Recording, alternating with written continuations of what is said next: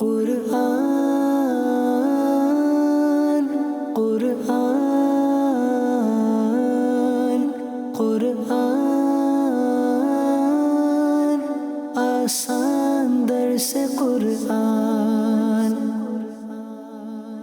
الحمدللہ رب العالمین والصلاة والسلام علی سید المرسلین، اما بعد فاعوذ باللہ من الشیطان الرجیم، بسم اللہ الرحمن الرحیم۔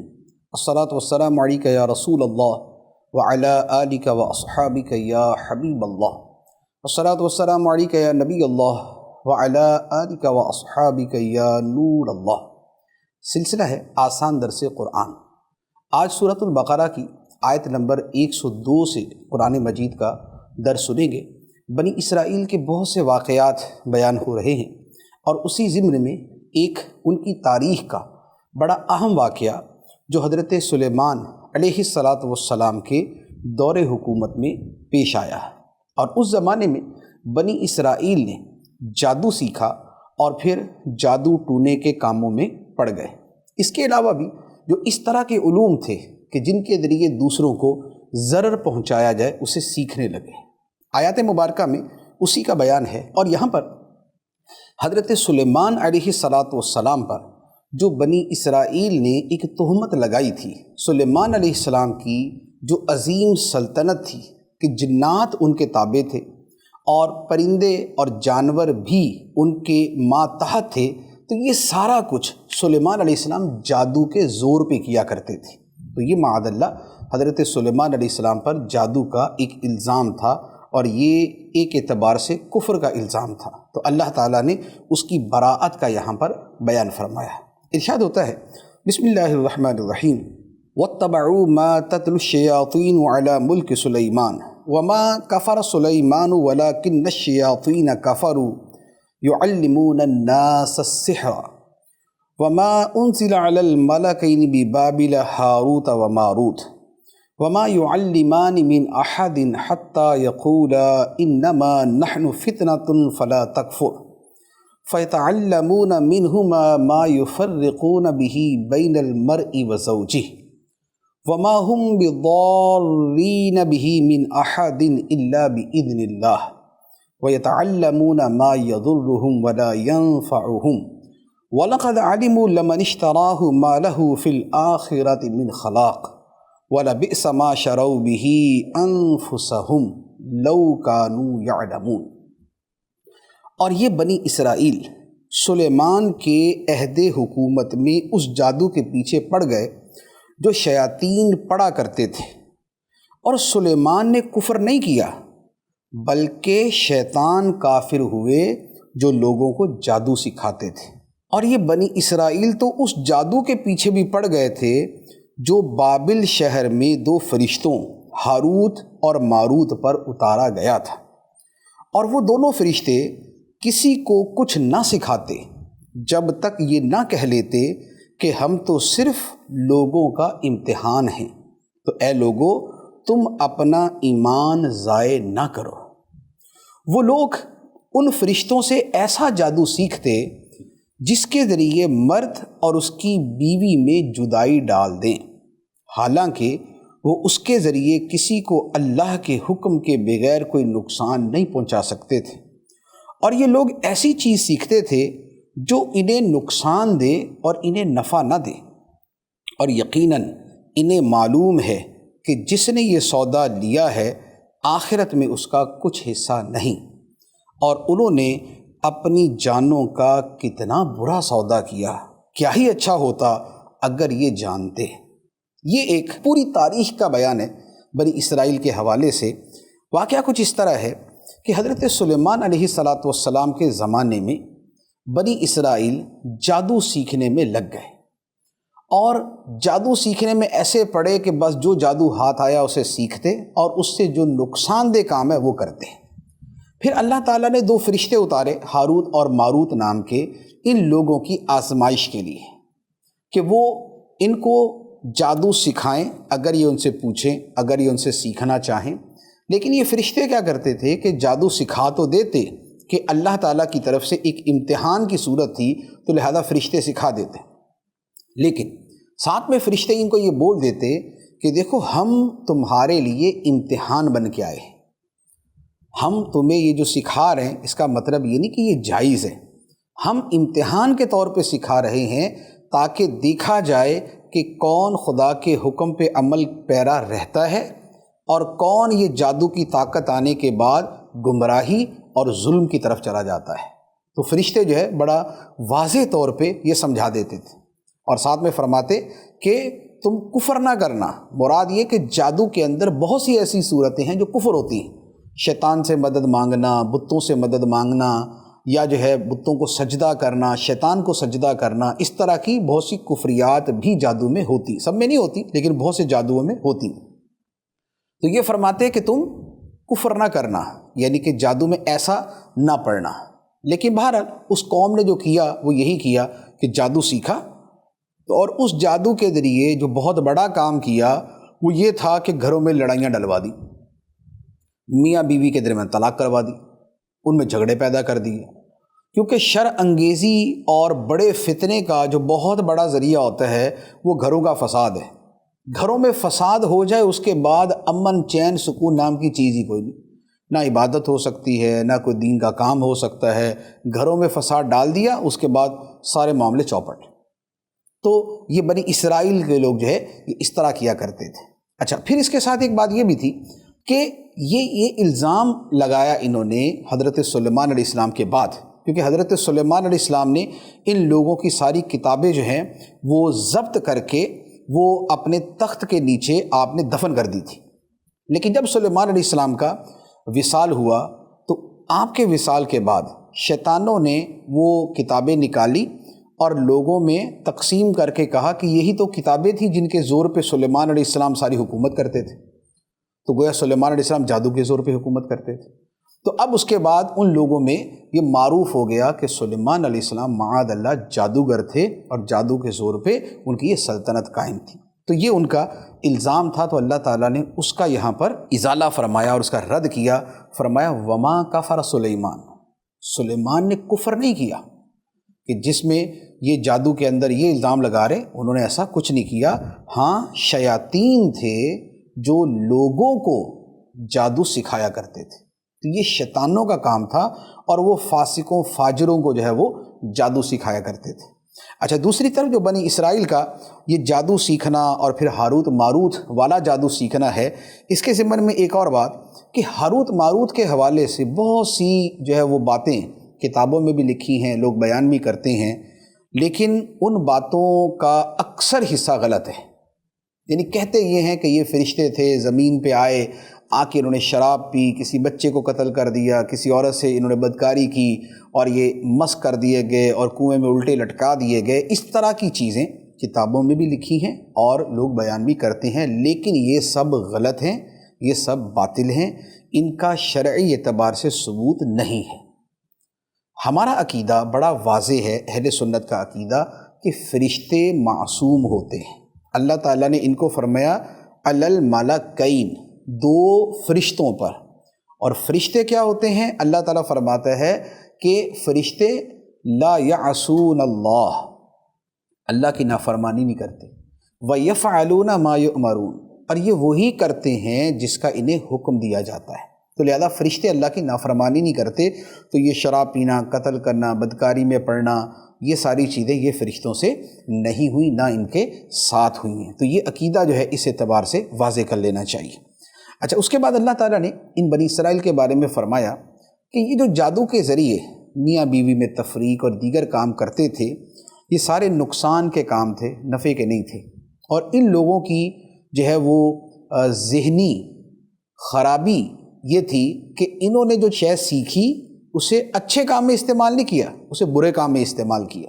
یہ انسانی نفسیات کی ڈائمنشن ہے کہ اگر انسانی ذہن اچھا ہوگا تو وہ شے کا اچھا استعمال کرے گا، اور اگر اس کے ذہن میں برائی ہوگی تو وہ شے کا برا استعمال کرے گا۔ ایک آدمی کے ہاتھ میں چھری ہے، وہ اس چھری کے ساتھ جو ہے جو کرنے کے کام ہے وہ بھی کر سکتا ہے، اور اس چھری کے ذریعے قتل بھی کر سکتا ہے۔ فرق کیا ہے؟ فرق اس کی سوچ، کہ اس کی سوچ کے اندر اگر قتل و غارت گری اور خون ریزی ہے تو اسے غلط کام میں استعمال کرے گا۔ تو جادو جو ہے یہ ایک طاقت تھی، اس طاقت کا انہوں نے غلط استعمال کیا، جو ان کی ذہنی کج روی، ان کے ٹیڑھے پن پہ دلالت کرتا ہے۔ لیکن اللہ تعالیٰ نے فرمایا کہ یہ جو کچھ بھی ہے، خواہ وہ جادو ہے یا کوئی بھی شے ہے، اس کے ذریعے کسی کو نقصان پہنچانا یہ اللہ کے اذن کے بغیر ممکن نہیں، یعنی کہ خدا کی مشیت اور ارادہ اس میں شامل ہوتا ہے تو ہی بندہ نقصان پہنچا سکتا ہے۔ یہ اصل میں اللہ تعالیٰ کے خالق حقیقی ہونے کے اعتبار سے اور مؤثر حقیقی ہونے کے اعتبار سے یہ بات ہے کہ ایسا نہیں ہے کہ جادو ایسی کوئی چیز ہے کہ معاذ اللہ خدا چاہے نہ چاہے جادو اثر کر دے، یہ خدا کے نہ چاہتے ہوئے بھی جادو اثر کر دے، ایسا نہیں ہو سکتا۔ یہ دنیا کی اشیاء کی تاثیریں یہ بھی اللہ کے اذن سے ہوتی ہیں۔ پانی پیاس بجھاتا ہے اللہ کے اذن سے، ورنہ بندہ پورا دریا پی جائے پیاس نہ بجھے اس کی۔ آگ جلاتی ہے اللہ کے اذن سے، اگر خدا نہ چاہے تو دنیا جہان کو آگ سے بھر دیا جائے، ایک تنکا نہ جلا سکے۔ تو مؤثر حقیقی جو ہے وہ اللہ تعالیٰ ہے۔ تو یہاں پر اس مؤثر حقیقی کے اعتبار سے کلام کیا گیا، اور پھر اللہ تعالیٰ نے فرمایا کہ یہ لوگ جو سودے بازی کر رہے ہیں کہ جادو کے ذریعے انہوں نے دنیا کما لی، آخرت کو چھوڑ دیا، تو یہ جانتے ہیں کہ ان کے لیے آخرت میں کوئی حصہ نہیں ہے، کوئی ثواب کا حصہ نہیں ہے۔ تو انہوں نے اپنی جانوں کا کتنا برا سودا کیا کہ تھوڑی سی چند سالوں کی زندگی جو ہے وہ تو انہوں نے پسند کر لی، اور آخرت کی ہمیشہ کی زندگی انہوں نے ترک کر دی، چھوڑ دی۔ فرمایا کیا ہی اچھا ہوتا اگر یہ جان لیتے کہ آخرت بہتر ہے، دنیا کے بدلے آخرت کو بیچ دینا یہ کوئی اچھا سودا نہیں ہے۔ اب اس کے بعد ایک اور بہت خوبصورت بات ارشاد فرمائی، یہ ان کے لیے بھی تھی، ہمارے لیے بھی ہے۔ فرمایا وَلَوْ أَنَّهُمْ آمَنُوا وَاتَّقَوْا لَمَثُوبَةٌ مِّنْ عِندِ اللَّهِ خَيْرٌ لَوْ كَانُوا يَعْلَمُونَ، اور اگر وہ ایمان لاتے اور پرہیزگاری اختیار کرتے تو اللہ کے یہاں کا ثواب بہت اچھا ہے اگر یہ جانتے۔ یہ ہے فرمایا کہ ایمان لاتے، پرہیزگاری اختیار کرتے۔ یہاں پر بنی اسرائیل کے حوالے سے ایمان لانے کا مطلب یہ ہے، اپنے نبی علیہ السلام پہ تو ایمان لاتے ہی تھے وہ، یہاں مطلب یہ ہے کہ اگر یہ آخری نبی محمد مصطفیٰ صلی اللہ علیہ وآلہ وسلم پر ایمان لاتے اور یہ گناہوں سے بچتے، نافرمانیوں سے بچتے، تو اللہ کے ہاں کا ثواب ان کے لیے بہت بہتر ہوتا اگر یہ جانتے۔ ہمارے لیے یہ ہے کہ الحمدللہ مومن تو ہیں، لیکن اس کے ساتھ اگر ہم تقوی اختیار کریں، خوف خدا اختیار کریں، تو اللہ کی بارگاہ میں جو اس کا ثواب ہے وہ بہت عمدہ ہے، بہت اعلیٰ ہے۔ اس کے بعد نبی پاک علیہ السلام کی بارگاہ میں حاضر ہونے والے لوگوں میں مسلمان بھی تھے، یہودی بھی تھے، تو وہاں پر ایک معاملہ پیش آیا، وہ یہ تھا کہ مسلمان جب نبی پاک علیہ السلام کی بات سنتے اور کوئی بات اگر ان کو لگتا کہ سرکار علیہ الصلوۃ والسلام دوبارہ فرما دیں تو وہ کہتے راعینا، کہ یا رسول اللہ ہماری رعایت فرمائیں، مراد یہ کہ دہرا دیں۔ تو صحابہ کرام تو یہی جملہ بڑے ادب کے ساتھ استعمال کرتے، لیکن آپ کی بارگاہ میں جو منافق آ کے بیٹھتے، جو یہودی آتے، وہ بھی یہی لفظ راعینا بولتے، لیکن راعینا بولنے میں گستاخی کی نیت کرتے۔ وہ کیسے؟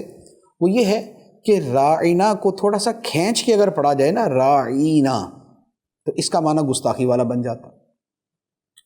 اور دوسرا یہ ہے کہ ان کی اپنی زبان میں، یہودیوں کی جو اپنی لینگویج تھی اس کے اندر یہ راعینا کا لفظ بھی برے معنی میں تھا، تو وہ بھی یہی لفظ بولتے لیکن نیت وہ رکھتے۔ صحابہ کرام تو جو سیدھا معنی ہوتا ہے اس کے اعتبار سے کلام کرتے، لیکن یہودی جو ہے اسی لفظ کو بے ادبی اور گستاخی کی نیت سے استعمال کرتے۔ تو اللہ تعالیٰ نے اس آیت میں ایمان والوں کو بھی منع کر دیا کہ تم بھی یہ لفظ استعمال نہ کرو، تم بھی یہ لفظ استعمال نہ کرو، تاکہ تمہاری وجہ سے وہ دوسرے غلط نیت کے ساتھ استعمال نہ کر سکے۔ تو یہاں اس کا بیان فرمایا یا ایھا الذین آمنوا لا تقولوا راعنا وقولوا انظرنا واسمعوا وللکافرین عذاب علیم۔ اے ایمان والو راعنا نہ کہو اور یوں عرض کرو کہ حضور ہم پر نظر رکھیں، اور پہلے ہی سے بغور سنو، اور کافروں کے لیے دردناک عذاب ہے۔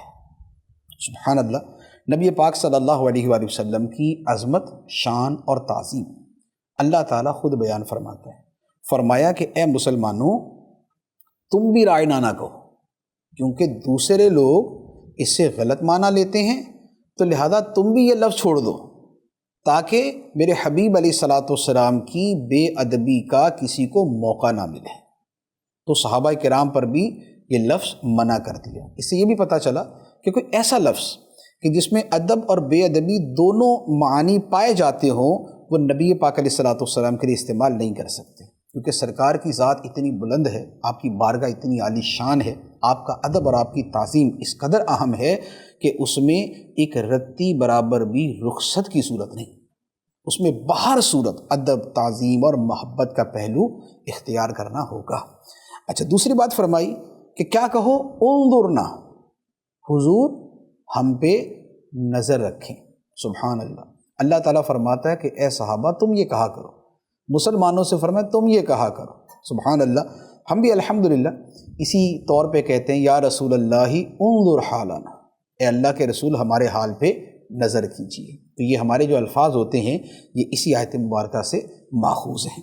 اچھا، پھر ساتھ ہی فرمایا کہ یہ جو کہنے کی نوبت ہے کہ انظرنا بھی کہنا پڑے، تو فرمایا کہ پہلے ہی غور سے سنو، اس بارگاہ میں بیٹھو تو دل، دماغ، کان سب ادھر، اور پوری توجہ سے سنو، پہلے ہی سے بغور سنو تاکہ یہ لفظ ہی نہ کہنا پڑے۔ اور چوتھی بات ارشاد فرمائی کہ یہ جو گستاخی کرنے والے ہیں یہ کافر ہیں، اور کافروں کے لیے دردناک عذاب ہے۔ تو نبی پاک صلی اللہ علیہ وآلہ وسلم کی توہین اور گستاخی یہ کفر صریح اور کفر قبیح اور انتہائی شنیع اور خبیث قسم کا یہ کفر ہے۔ اس کے بعد ایک اور بات کی طرف اشارہ فرمایا کہ یہ جو اہل کتاب ہیں اور یہ جو مشرکین ہیں یہ چاہتے ہی نہیں ہے کہ مسلمانوں پر کوئی خیر اترے، نبی پاک علیہ السلام کو نبوت ملے، ان لوگوں پر اللہ کا فضل ہو، رحمت ہو، یہ کتابی اہل کتاب اور مشرک نہیں چاہتے۔ لیکن اللہ تعالیٰ نے فرمایا کہ اللہ کی مرضی اپنے فضل کے ساتھ جس کو چاہے مخصوص کرے، جسے چاہے اپنا فضل عطا فرمائے۔ فرمایا ما یود الذین کفروا من اہل الکتاب ولا المشرکین ان ینزل علیکم من خیر من ربکم واللہ یختص برحمتہ من یشاء واللہ ذو الفضل العظیم۔ اے مسلمانوں، نہ تو اہل کتاب کے کافر چاہتے ہیں اور نہ ہی مشرک کہ تمہارے اوپر تمہارے رب کی طرف سے کوئی بھلائی اتاری جائے، حالانکہ اللہ جسے چاہتا ہے اپنی رحمت کے ساتھ خاص فرما لیتا ہے، اور اللہ بڑے فضل والا ہے۔ تو یہ خدا کا فضل ہے، یہ خدا کی رحمت ہے کہ اس نے حبیب خدا احمد مجتبیٰ صلی اللہ علیہ وآلہ وسلم کو اس اعلیٰ ترین منصب پر فائز فرمایا۔ تو یہ خدا کا فضل، اور اہل ایمان پہ، صحابہ پہ خدا کا فضل ہے کہ ابتدا میں غریب صحابہ کرام تھے، لیکن خدا نے انہی کو اپنے حبیب علیہ الصلوۃ والسلام کی غلامی کے لیے اور صحبت کے لیے منتخب کیا، اور پھر آقا کریم علیہ الصلوۃ والسلام کا صدقہ ہے کہ ہم جیسوں کو آپ کی امت میں شامل کیا۔ تو یہ خدا کا فضل ہے، خدا کی رحمت ہے، اللہ جسے چاہے اپنے فضل و رحمت کے ساتھ مخصوص فرما لے۔ اس کے بعد ایک اور اہم مسئلہ ہے، وہ یہ ہے کہ قرآن پاک کے بعض احکام اور بعض آیتیں جو پہلے نازل ہوئیں بعد میں انہیں منسوخ کر دیا گیا۔ منسوخ کا مطلب یہ ہے کہ پہلے ایک آیت اتری اور اسے بھی قرآن پاک میں تلاوت کیا جاتا تھا، لیکن پھر اللہ تعالیٰ نے اس آیت کو اٹھا لیا، اور وہ آیت جہاں لکھی تھی وہاں سے بھی مٹ گئی اور لوگوں کے حافظوں سے بھی فراموش ہو گئی۔ یہ ہے آیت کی تلاوت بھی منسوخ۔ بعض جگہ ایسا ہے قرآن پاک میں ہے کہ آیت موجود ہے لیکن اس آیت میں جو حکم ہے وہ منسوخ ہو گیا۔ آیت موجود، اس میں حکم لکھا ہوا ہے، لیکن قرآن کی دوسری آیت نے اس حکم کو منسوخ کر دیا۔ جیسے بیوہ کی آیت ایک جگہ لکھی ہے کہ 1 سال تک اسے جو ہے وہ گھر میں اسے رکھا جائے گا، 1 سال تک وہ گھر میں رہے گی اور اس کا خرچہ اور یہ ساری چیزیں ہوں گی، لیکن بعد میں اس حکم کو منسوخ کر دیا گیا۔ اچھا، یہ جو منسوخ ہے اس کے اوپر بہت سے لوگوں کے اعتراض تھے اور اب بھی ہیں۔ جو حدیث کے منکر ہیں وہ بھی آج اس طرح کے اعتراض کرتے ہیں، غیر مسلم اس طرح کے اعتراض کرتے ہیں کہ یہ کیسے ہو سکتا ہے کہ خدا کوئی حکم دے بعد میں منسوخ کر دے، کہ خدا نے پہلے غلط حکم دیا تھا جو بعد میں اسے منسوخ کر دیا۔ تو یہ ایک عجیب قسم کی بات ہے۔ بات یہ ہے کہ منسوخ کا مطلب کیا ہے؟ منسوخ کا مطلب یہ ہے کہ اللہ تعالیٰ نے ایک حکم نازل کیا، ہمیں نہیں پتا کہ وہ حکم کب تک ہے، یعنی جب نازل ہو رہا تھا قرآن، اب تو جو آ چکا سو آ چکا، جب نازل ہو رہا تھا تو اب ایک حکم نازل ہوا، سننے والوں کو، پڑھنے والوں کو یہ نہیں پتہ کہ یہ حکم ہمیشہ کے لیے ہے یا 2 سال کے لیے ہے یا 4 سال کے لیے، لیکن اللہ تعالیٰ کو علم تھا کہ یہ حکم میں نے مثال کے طور پہ 4 سال کے لیے بھیجا ہے، اور 4 سال کے بعد اس حکم کی جگہ دوسرا حکم بھیج دوں گا۔ تو دوسرے حکم آنے کا مطلب کیا ہوا کہ پہلے حکم کی جو مدت تھی اور پہلی آیت کی جو مدت تھی جو خدا کو معلوم تھی، وہ مدت پوری ہو چکی ہے۔ دوسری آیت کے ذریعے یہ بتا دیا گیا کہ خدا کے ہاں اس کی مدت اتنی تھی۔ تو اس کا یہ مطلب نہیں ہے کہ یہ حکم منسوخ ہو گیا، وہ حکم آیا ہی اتنے عرصے کے لیے تھا، ایک حکم آیا ہی 4 سال کے لیے، اور 4 سال کے بعد خدا نے دوسرا حکم بھیجنا ہے۔ ہمیں نہیں پتا تھا کہ 4 سال کے لیے یہ حکم ہے، لیکن جب دوسری آیت آئی تو پتہ چل گیا کہ پہلا حکم 4 سال کے لیے تھا۔ تو یہ ایسا تھوڑی ہوا کہ معاذ اللہ پہلے کوئی غلط حکم دے دیا اور بعد میں اسے تبدیل کرنا پڑ گیا، نہیں، بلکہ تھا یہ کہ اس کی مدت پوری ہو گئی، خدا نے دوسرا حکم بھیج دیا۔ اور خدا کی یہ تبدیلیاں پوری کائنات میں جاری ہیں۔ یہ موسم بدلتے ہیں، ایک موسم آتا ہے پھر دوسرا آ جاتا ہے، تو ایسا تھوڑی ہے کہ پہلے جو موسم چل رہا تھا تو کوئی غلطی سے آ گیا تھا، اس کو بعد میں بدل دیا گیا۔ تو آسمان و زمین میں جتنے بھی ہماری آنکھوں کے سامنے تغیرات ہوتے ہیں، موسموں کی تبدیلیاں اور دنیا میں ہزاروں تبدیلیاں، تو یہ خدا کی مشیت کے اوپر ہے، خدا کی مرضی کے اوپر ہے۔ یہی معاملہ خدا کے احکام کا ہے۔ تو اللہ تعالیٰ اپنے احکام کو بھی اسی طرح جو ہے وہ اس کی مختلف مدتیں رکھتا ہے۔ لیکن یہاں یہ یاد رہے کہ یہ سارا معاملہ تھا نبی پاک صلی اللہ علیہ وآلہ وسلم کی ظاہری حیات مبارکہ تک، جب تک قرآن نازل ہو رہا تھا۔ جب قرآن کا نزول ختم ہو گیا، مکمل کر دیا گیا، اب منسوخ ہونے کی صورت نہیں۔ اب ایسا نہیں ہو سکتا کہ اب قرآن کو کوئی خارجی شے آ کے منسوخ کر دے۔ قرآن کا نسخ قرآن سے ہوگا یا حدیث مبارک سے ہوگا، اس میں پھر تفسیر حدیث مبارک کے اعتبار سے، لیکن نبی پاک علیہ السلام کے بعد قرآن پاک کی کوئی آیت منسوخ نہیں ہو سکتی۔ اب یہاں پر اس کا بیان کیا، فرمایا ما ننسخ من آیت او ننسها نأتی بخیر منها او مثلها الم تعلم ان اللہ علی کل شیء قدیر۔ جب ہم کوئی آیت منسوخ کرتے ہیں یا لوگوں کو بھلا دیتے ہیں تو اس سے بہتر یا اس جیسی اور آیت لے آتے ہیں۔ اے مخاطب، کیا تجھے معلوم نہیں کہ اللہ ہر شے پر قادر ہے؟ تو یہ اس مفہوم کا بیان ہے کہ جب پہلی آیت جاتی ہے یا بھلا دی جاتی ہے تو اس کی جگہ دوسری ویسی آ جاتی یا اس سے بھی بہتر آتی۔ اس سے بھی بہتر کا مطلب یہ ہے کہ اس سے زیادہ آسان آ جاتی ہے، یا اس سے زیادہ ثواب والی آ جاتی ہے، اس سے زیادہ آخرت میں فائدہ مند آ جاتی ہے۔ تو اس اعتبار سے، ورنہ خدا کا سارا کلام برابر ہے، ہر کلام ہی اپنے اعتبار سے برابر ہے، ہمارے حق کے اعتبار سے ہے کہ پہلا دوسرے سے بہتر ہو۔ پھر فرمایا الم تعلم ان اللہ لہ ملک السماوات والارض وما لکم من دون اللہ من ولی ولا نصیر۔ کیا تجھے معلوم نہیں کہ آسمانوں اور زمین کی بادشاہی اللہ ہی کے لیے ہے، اور اللہ کے مقابلے میں تمہارا نہ کوئی حمایتی ہے اور نہ ہی مددگار ہے۔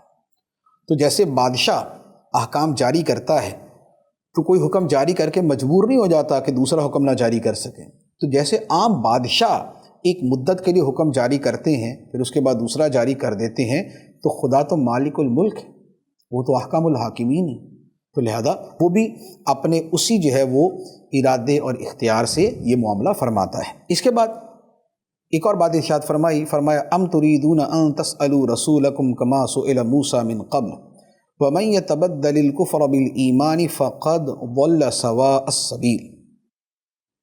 اے مسلمانوں، کیا تم یہ چاہتے ہو کہ تم اپنے رسول سے ویسے ہی سوال کرو جیسے اس سے پہلے موسیٰ سے کیے گئے، اور جو ایمان کے بدلے کفر اختیار کرے تو وہ سیدھے راستے سے بھٹک گیا۔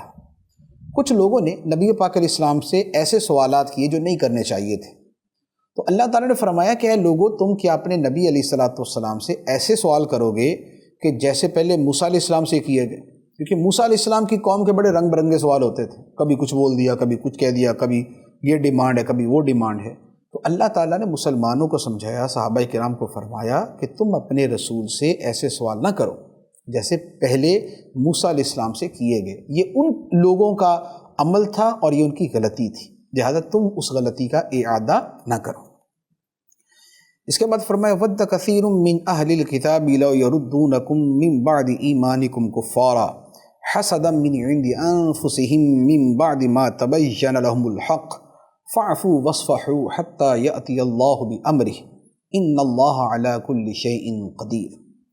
اہل کتاب میں سے بہت سے لوگوں نے اس کے بعد کہ ان پر حق خوب ظاہر ہو چکا ہے، اپنے دلی حسد کی وجہ سے یہ چاہا کہ کاش وہ تمہیں ایمان کے بعد کفر کی طرف پھیر دیں، تو تم انہیں چھوڑ دو، اے مسلمانوں، اے صحابہ، تم انہیں چھوڑ دو اور ان سے درگزر کرتے رہو یہاں تک کہ اللہ اپنا حکم لے آئے، بے شک اللہ ہر چیز پر قادر ہے۔ اہل کتاب کے پاس یہودی عیسائی جو تھے، یہودی عیسائیوں کی کتابوں میں نبی پاک علیہ السلام کی حقانیت لکھی ہوئی تھی، تو اس کے بعد ان کو اول تو یہ چاہیے تھا کہ خود بھی مسلمان ہو جاتے کیونکہ حق ان پہ ظاہر ہو چکا، لیکن ان کا معاملہ یہ تھا کہ ایک تو خود مسلمان نہیں ہوئے، دوسرا جو صحابہ کرام تھے یعنی کہ جو کفر سے اسلام کی طرف آئے تھے، وہ ان پر بھی کوششیں کیا کرتے تھے کہ ان کو بھی معاذ اللہ کافر بنا دیں، جو ایمان قبول کر چکے ہیں ان کو بھی مرتد کر دیں۔ تو اللہ تعالیٰ نے فرمایا کہ اہل کتاب کی ایک بہت بڑی تعداد ہے جو یہ چاہتی ہے، لیکن تم ابھی یہ کرو کہ ابھی ان سے عفو درگزر کا معاملہ کرو، ابھی ان کو نظر انداز کر دو، کیونکہ یہ ایک اپنے حسد میں اور ایک اپنی جہالت کے اندر یہ لگے ہوئے، تو لہذا تم ابھی ان سے عفو درگزر کا معاملہ کرو، تمہاری نرمی کی وجہ سے ہو سکتا ہے وہ اسلام کی طرف آ جائیں، یا کم از کم ان کا ضرر، ان کا نقصان جو ہے وہ تمہیں نہ پہنچے۔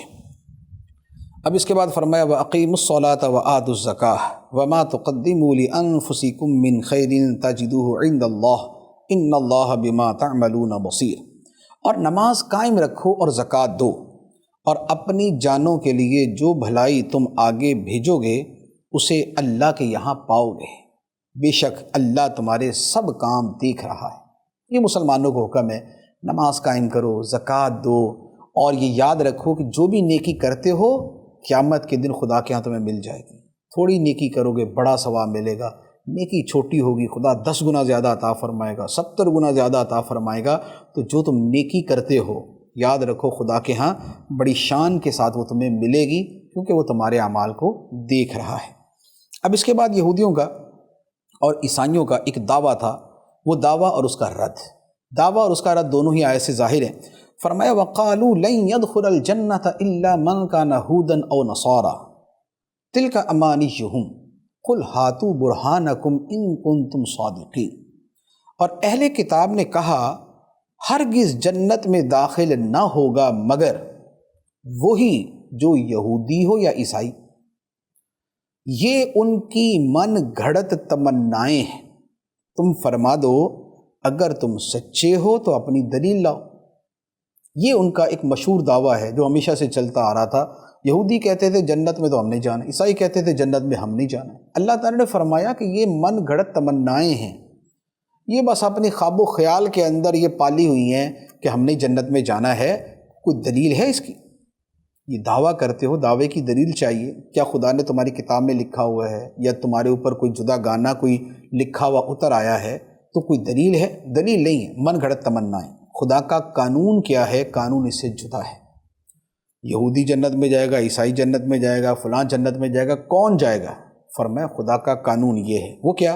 فرمایا بلا من اسلم وجہہ للہ وہو محسن فلہ اجرہ عند ربہ ولا خوف علیہم ولا ہم یحزنون۔ ہاں کیوں نہیں، جس نے اپنا چہرہ اللہ کے لیے جھکا دیا اور وہ نیکی کرنے والا بھی ہو تو اس کا اجر اس کے رب کے پاس ہے، اور ان پر نہ کوئی خوف ہوگا اور نہ وہ غمگین ہوں گے۔ فرمایا اللہ کا قانون یہ ہے۔ یہاں پر یہ جو ہے نا کہ نیکی کرنے والا بھی ہو، اس سے مراد ہے ایمان والا بھی ہو۔ تو فرمایا خدا کا قانون یہ ہے کہ جنت میں وہ جائے گا جو ایمان والا ہو اور اس کے ساتھ وہ اپنا چہرہ اللہ کے سامنے جھکا دے، خدا کے احکام کے سامنے سر تسلیم خم کر دے۔ تو محض نام کا کہ اس کا نام فلاں ہے، اس کا فلاں سے تعلق ہے، اس پہ جنت نہیں ملے گی۔ جنت اس پہ ملے گی کہ ایمان ہو اور اس کے ساتھ اس نے اپنے آپ کو رب کی بارگاہ میں جھکایا ہوا، قانون کے اعتبار سے یہ۔ ورنہ رب کے فضل کے اعتبار سے یہ ضرور ہو سکتا ہے اور ہوگا کہ محض ایمان پر بندہ جنت میں چلا جائے، کہ گناہ جو ہے رب معاف فرما دے یا شفاعت سے بخشے جائیں، اور بندہ جنت میں چلا جائے۔ ہاں، ایمان کی شرط کسی صورت ختم نہیں ہو سکتی، ایمان ہونا ضروری ہے جنت میں جانے کے لیے۔ اب اس کے بعد یہاں پر پہلے تو ساری وہ باتیں تھیں کہ اہل کتاب مسلمانوں سے جھگڑتے تھے، اہل کتاب جو تھے وہ صحابہ کرام سے کہتے تھے کہ ہم سچے تم جھوٹے، یہ ہے وہ ہے۔ اب آگے اللہ تعالیٰ نے وہ بات بیان فرمائی کہ یہودی اور عیسائی آپس میں ہی جو ہے وہ مختلف باتوں کے اوپر وہ جھگڑتے تھے۔ فرمایا وقالت اليہود لیست النصارى علی شیء وقالت النصارى لیست اليہود علی شیء وهم یتلون الکتاب کذلک قال الذین لا یعلمون مثل قولهم فاللہ یحکم بینہم یوم القیامۃ فیما کانوا فیہ یختلفون۔ اور یہودیوں نے کہا عیسائی کسی شے پر نہیں، اور عیسائیوں نے کہا یہودی کسی شے پر نہیں، حالانکہ یہ کتاب پڑھتے ہیں۔ اسی طرح جاہلوں نے ان پہلوں جیسی بات کہی تو اللہ قیامت کے دن ان میں اس بات کا فیصلہ کر دے گا جس میں یہ جھگڑ رہے تھے۔ ہوا یہ کہ یہودی عیسائی آپس میں جھگڑ پڑے تو یہودیوں نے کہا کہ عیسائیوں کے دین کی کوئی بنیاد ہی نہیں ہے، عیسائیوں کا دین ہی ٹھیک نہیں، یہ کسی شے پر نہیں، مراد یہ کسی صحیح دین پر نہیں۔ آگے سے عیسائیوں نے بھی وہی جواب دے دیا، انہوں نے کہا یہودی بھی کسی دین پر نہیں، ان کا بھی دین غلط ہے۔ تو اللہ تعالیٰ نے فرمایا کہ یہ لوگ کتاب پڑھتے ہیں، تورات پڑھتے ہیں، انجیل پڑھتے ہیں، اور اس کے باوجود یہ بات کہنا بڑی عجیب ہے، یعنی انتہائی غلط ہے کہ لازمی بات ہے کہ تورات کے زمانے میں تورات کو ماننے والے صحیح تھے، انجیل کے زمانے میں انجیل کو ماننے والے صحیح تھے۔ ہاں، اب قرآن کے آنے کے بعد اب اس کو ماننا ضروری ہو گیا، لیکن یہ کہہ دینا کہ پہلے والے بھی کسی دین پر نہیں تھے، یہ کوئی بات نہیں ہے۔ تو فرمایا کہ کتاب اللہ پڑھنے کے باوجود اس کے برخلاف بات کہنا جو ہے یہ غلط۔ اور اس کے بعد فرمایا کہ ایسی ہی بات جاہلوں نے بھی کہی، جاہلوں سے مراد ہے مشرکین، کہ ان کے پاس تو کتاب بھی نہیں ہے، بالکل ہی فارغ۔ انہوں نے بھی کہہ دیا کہ مسلمان جو ہے ان کا کوئی دین ہی نہیں ہے، یہ دین صحیح نہیں ہے۔ تو فرمایا پہلے یہودی عیسائی آپس میں یہ کہہ رہے تھے، اب ساتھ میں مشرک مسلمانوں کے بارے میں یہ کہنا شروع ہو گئے۔ تو فرمایا کہ جس بات میں یہ جھگڑ رہے ہیں اللہ قیامت کے دن اس کا فیصلہ کرے گا کہ کیا دین حق، دین اسلام اللہ کا دین تھا یا نہیں۔ یقیناً اللہ کا دین ہے، اور قیامت کے دن اس کا دین ہونا اور ظاہر ہو جائے گا۔ اس کے بعد دو باتیں اور ہیں۔